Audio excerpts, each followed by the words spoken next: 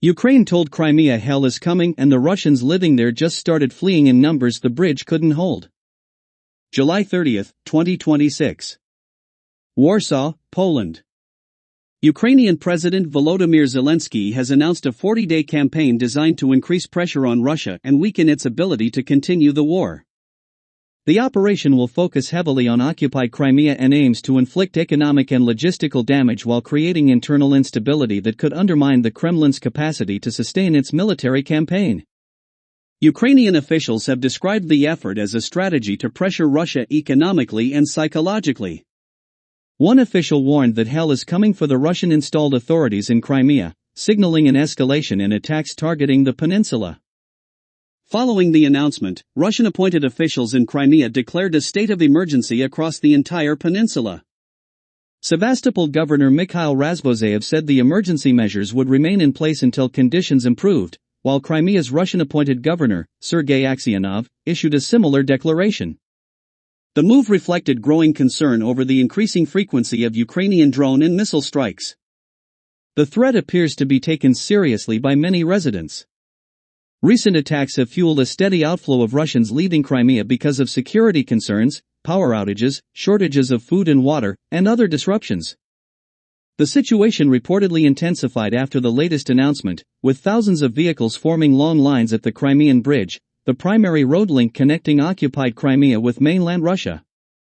The deteriorating security situation is also damaging Crimea's economy, which depends heavily on tourism.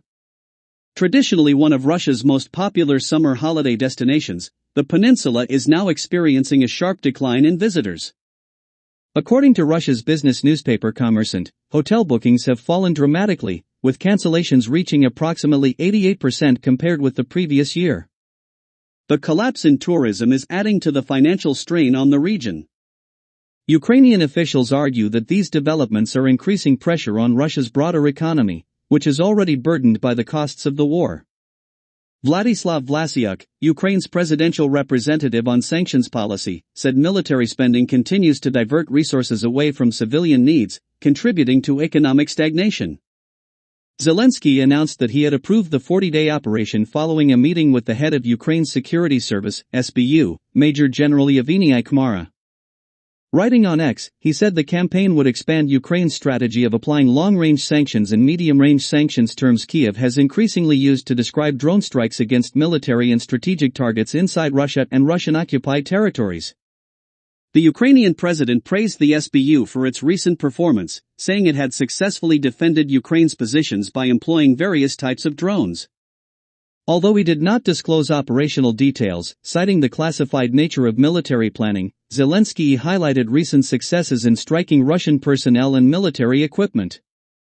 Over recent weeks, Ukraine has intensified attacks on Russian logistics networks, energy infrastructure, and defense industrial facilities.